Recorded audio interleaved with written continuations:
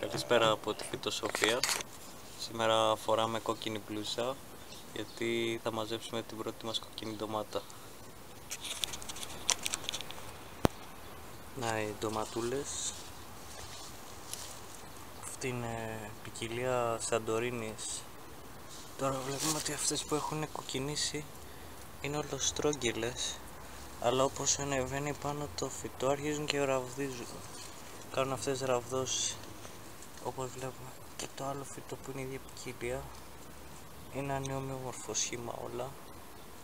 Υποτίθεται ότι είναι ποικιλία Σαντορίνης. Θα δούμε. Έχει και καρπούς πάνω. Έχει μέχρι πάνω.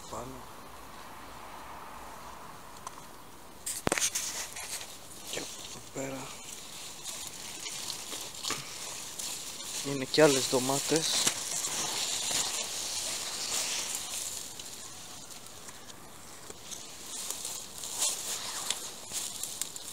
Έχει εδώ κάποιες πιο μεγάλες. Αυτές δεν είμαι σίγουρος ποιες είναι. Να, και εδώ από πίσω είναι μία. Άμα δεν κάνω λάθος, αυτές πρέπει να είναι κίτρινες. Θα δούμε μετά τι χρώμα θα πάρουν.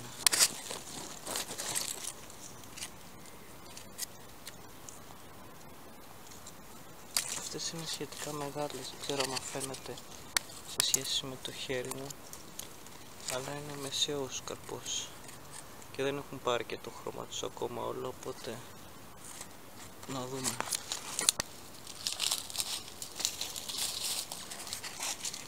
Εδώ βλέπετε οι ντομάτες είναι όλο με μέντα κάτω και μια πιπεριά, στηρίζονται πάνω, είναι δεμένες. Να δείτε και από αυτήν εδώ την πλευρά.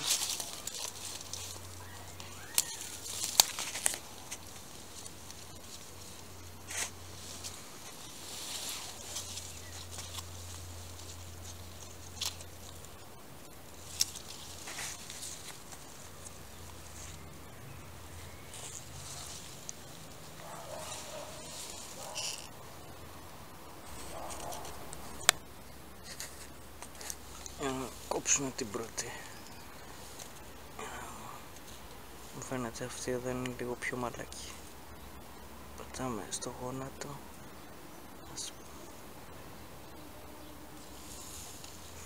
Δεν βγήκε τόσο εύκολα, οπότε είχε λίγο ακόμα για να οριμάσει.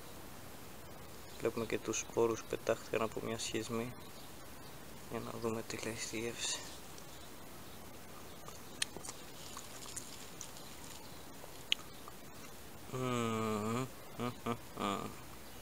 Γεύση καλοκαιριού, ντομάτα, πολύ γλυκιά. Δεν θα έλεγα ότι είναι ιδιαίτερα ζουμερή, αλλά είναι μικρή ακόμα, αλλά είναι αρκετά γλυκιά.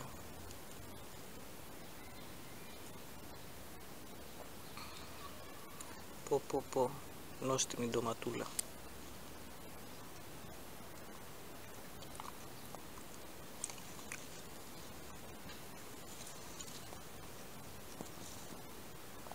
Πολύ νόστιμη. Πάμε να σας δείξω τις μαύρες ντομάτες. Να, και η μαύρη ντομάτα σχεδόν έτοιμη. Αυτή θα την αφήσω να οριμάσει καλά, να τη γευτούμε πολύ ωραία.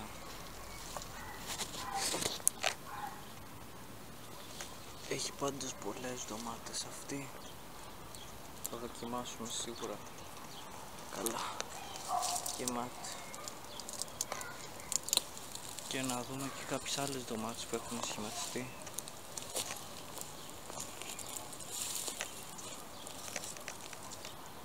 Βλέπουμε εδώ πέρα τις ντομάτες βελανίδι που έχουν έτσι σαν σταφύλι λίγο σχήμα. Να εδώ έχουμε και άλλες βελανίδι.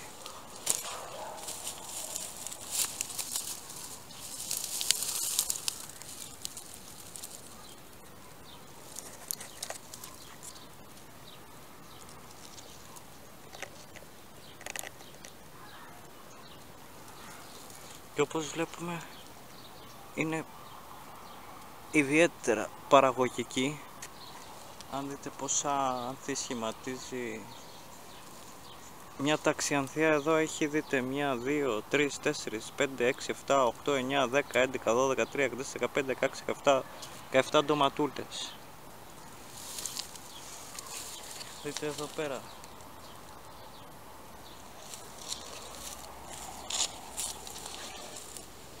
Κάνει αρκετά άνθη. Άμα μπορείτε να δείτε πόσα άνθη έχει κάθε ταξιανθία.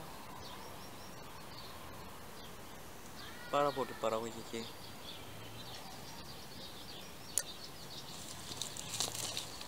Εδώ έχουμε και αυτές, νομίζω είναι η ροζ τσέρι, θα δούμε όταν πάρουν χρώμα. Να σας δείξω και το κολοκύθι το βελανίδι, πως παίρνει σήμα σιγά σιγά. Το κόψω σύντομα γιατί είναι μικρό το φυτό και δεν νομίζω να του δώσει άλλο. Θέλω απλά να το δείτε πόσο περίεργο φαίνεται. Και το άλλο, το στρογγυλό, δείτε πόσο σκούρο έγινε.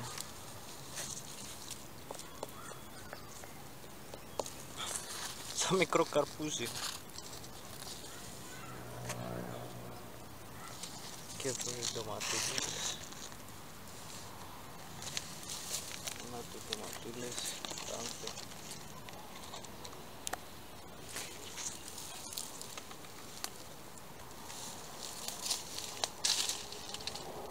Θέλω να σας δείξω και αυτό εδώ το φυτό.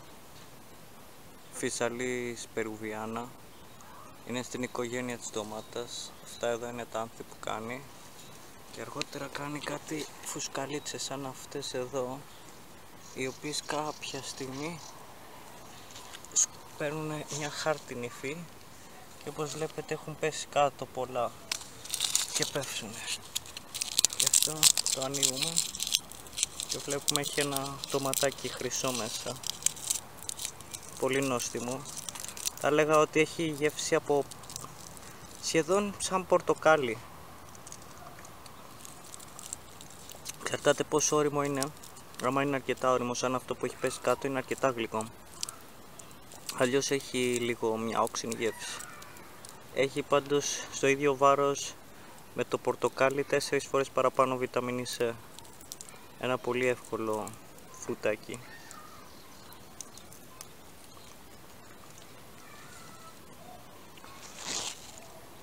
Και όσους ξέρετε την κίτρινη φυσαλής, αυτή είναι η μοβ φυσαλής. Είναι λίγο διαφορετικά τα φύλλα και τα άνθη. Και όπως βλέπετε και το φαναράκι είναι λίγο διαφορετικό σε σχέση με το άλλο. Αυτό δεν είναι έτοιμα ακόμα κανένα, αλλά αυτά θα κάνουν ένα μοβ ντοματάκι μέσα. Είμαι περίεργος να δω στη γεύση και γενικά πώς θα φαίνεται. Από ό,τι έχω διαβάσει, αυτή γίνεται πολύ πιο μεγάλη ντομάτα, δηλαδή θα σκίσει το κέλυφος από μόνο του και μετά θα πάρει χρώμα. Είναι όλο αυτό εδώ το σαμάρι τέτοια φυσαλής μοβ. Έχει να δώσει πολύ πράγμα. Είναι γεμάτο φαναράκια τώρα. Καμουφλάρονται πίσω από το πράσινο. Αυτό που δεν μπορεί να καμουφλαριστεί είναι το χρυσό κολοκυθάκι. Αυτό διακρίνεται από μακριά.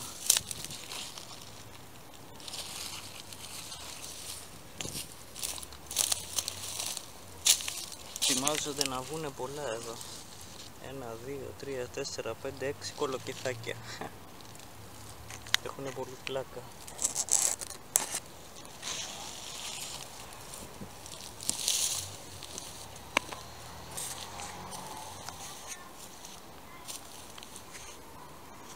Αυτά. Γεια σας.